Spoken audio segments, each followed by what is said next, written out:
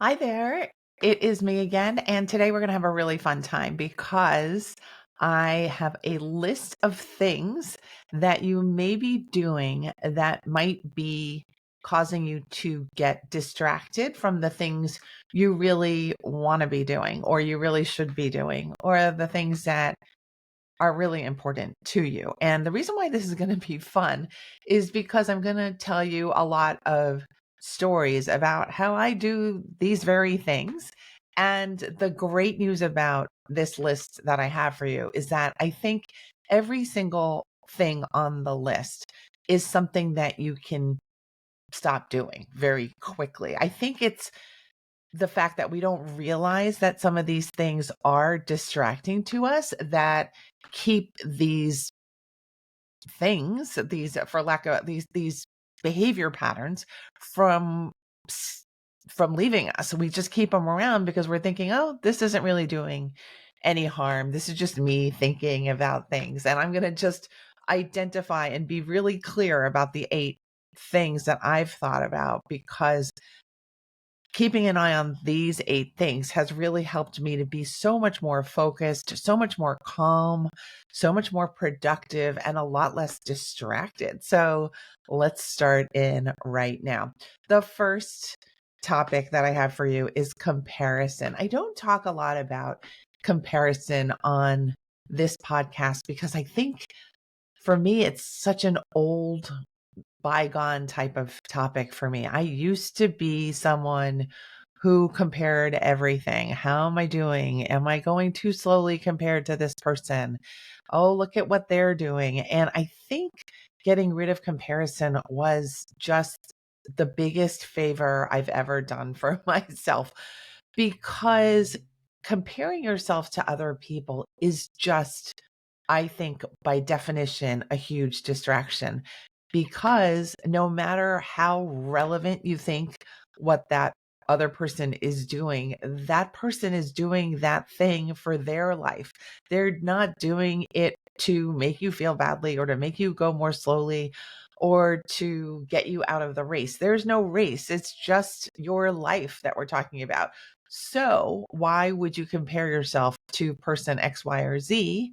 Because they're living X, Y, and Z life. They're not living your life. So I decided to put this particular item as the top of my list because I think this is something you could literally stop doing today and you're going to feel like you've given yourself the biggest gift to say, you know what I do and what I choose to do and how I do things matters. And I don't have to dumb myself down or compare myself negatively to anyone else, no matter how things are going for me. I can just keep my eyes on my own page or project or life. It's going to be so freeing when you get there. All right.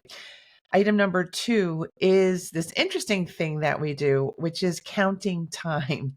I used to do this constantly. I would say to myself, oh my God, I can't believe I have wasted 6 weeks on this. Oh my God, I only have half an hour left. And I got to a certain point in my life where I realized that even that 1 minute that I'm spending on counting how much time I have wasted or how much time I have left is a waste of time. Now, you can say, oh, that helps me to get motivated. And I do think that used to help me get motivated, but now I just feel motivated instead of having to pressure myself into getting motivated because I'm chasing time or because I've lost so much time. I no longer choose to be productive on a foundation of bad things and bad thoughts and bad behavior. I now choose to be productive because I feel naturally motivated, because I've allowed myself enough time, because I have projects that I really care about and are inspired by. And I feel like if I could get one person today, one listener to transfer from the negative platform of doing things to the positive and kind and generous platform of doing things, I will have succeeded. And I think I'm probably helping to convert way more than one person. I'm crossing my fingers on that one. All right. So avoid spending your time thinking about how much time you're losing or that you've lost. The third item you've heard me talk about a lot on this podcast, and that is physical clutter. Over the past 2 or 3 days, I've been really pushing forward with my own clutter. You may know that I teach hundreds and thousands of people about how to do decluttering quickly and without anxiety, pain, or dread. And this is where sometimes the teacher needs their own lesson. And lately I've been saying to myself, you know what? I really want my bedroom to be minimalist. You don't have to have your bedroom minimalist, but I'm almost there. So I'm thinking to myself over the past couple of days, let's just do the last 4 bins. And I've put that on TikTok. It's been really fun. It's been really gratifying because remember, every time we declutter, we feel lighter. We feel proud of ourselves. We feel that much closer to an uncluttered, non distracting space. So if you have any physical clutter, maybe do 1 bin today just because you heard this podcast, just because you can, and just because it won't take as much time or energy as you think it will. And even if it does take a little bit of time and energy, you're going to get your space back. You're going to get a rush of lightness from the decluttering effort. So you can turn this one around today, guaranteed. Item number 4 that I have for you is the distracting behavior of thinking about what you don't want to have happen. This we do innocently. We say to ourselves, oh, I don't want to bother that person. Oh, I don't want to overstep. Oh, I don't want to make any mistakes. The thing is, that's all great. And we're all really well intentioned. We need to start with that as the baseline understanding of who we are. But when we spend a lot of our energy thinking and daydreaming about what we don't want to have happen, I'm going to say we're distracting ourselves from moving forward. We are taking our precious time and energy away from saying, you know what? I'm going to go introduce myself to that person today. You know what? I'm going to apply to 4 jobs today instead of thinking that I don't want to burn my energy too quickly today. You're just going to try for what you want instead of hemming and hawing and worrying about what you don't want to see in your life. Of course, you don't want to see certain things. These things are assumed. Let's just assume you know what you don't want to see. And let's go for what you're going to create, what you're going to get for yourself, what you're going to accomplish, what you're going to let go of. Maybe it's that bin of clutter, right? Save yourself that time, regain your focus, but focus on what you want, not what you don't want, not on what you don't want. That one's important. So I just want to put a star on that one. Number 5 is very close, like a cousin to tip number 4, which was don't think about what you don't want. Tip number 5 is don't spend your time thinking about how horrible, how enormous, how depleting the next thing on your list is going to be. So basically, don't scare yourself, because scaring yourself doesn't really help you do anything.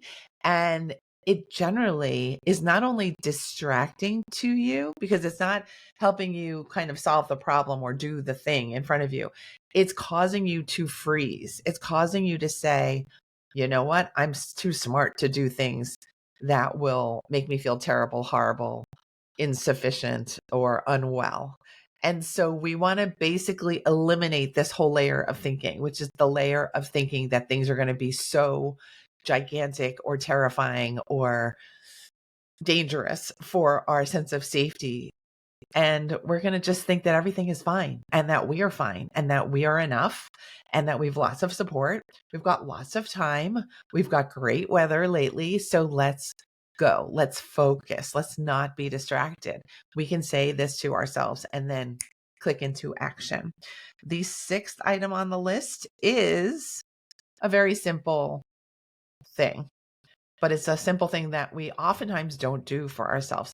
Some of you listening may be great at this particular tip, and the tip is to set a plan for your day. Today happens to be a day where I went fully in with a whole plan about how I was going to write my entire day out.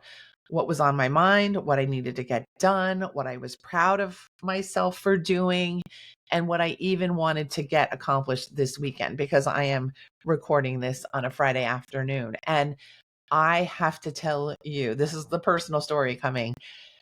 This was such a fantastic morning and afternoon because I did that. I wrote down my thoughts. I wrote down the journaling kind of content. Then I wrote down probably 13 or 14 things that I felt like I needed to get done today.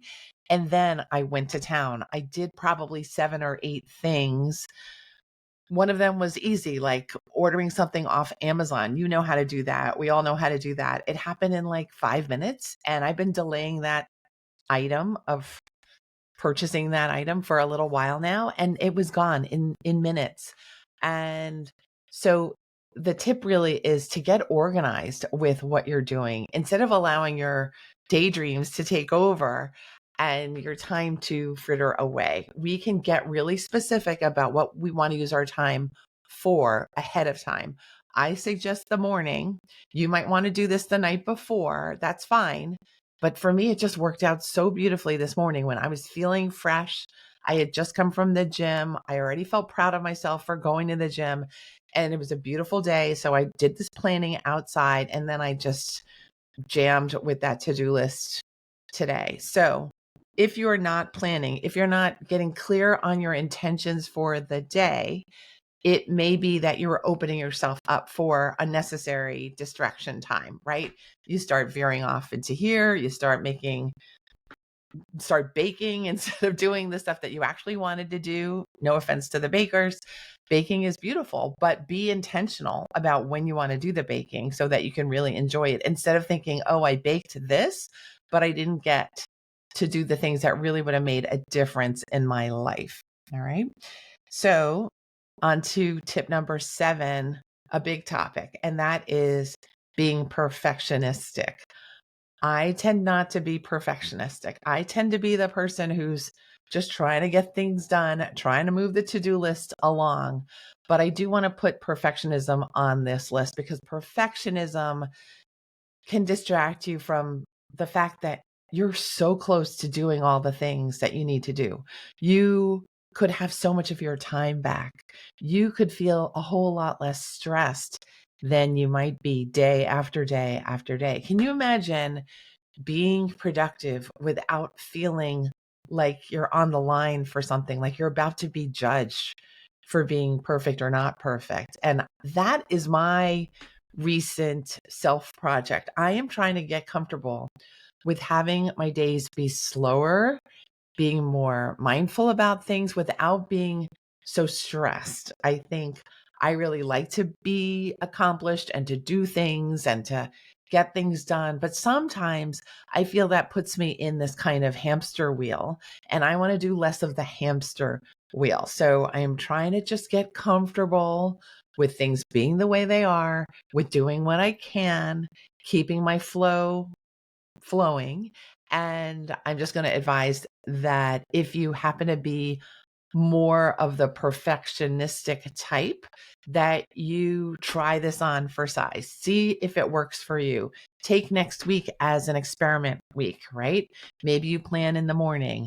Maybe you do the hydration. Maybe you get all the minor chores out right away. And then you leave yourself all this time to just say, you know what? I'm going to do this, but I'm going to finish when I think this is enough, instead of saying I'm going to do this for hours and hours until I can't take it anymore and I know everything is perfect. Because I think there's a real difference in the two styles of working. The last thing that I have on my list today for you, tip number 8, is letting time go by. So this is different than counting time, which was tip number 2. This is just thinking that you're going to do something, but then 3 o'clock goes by, 4 o'clock goes by, 5 o'clock goes by, and you don't ever just push the go button. You never really jump in and say, you know what, before it gets to 4 o'clock, I'm starting this. And just envision yourself as having an on button, because you really do, right? If you really needed to do things like there was no out, you would use that on button.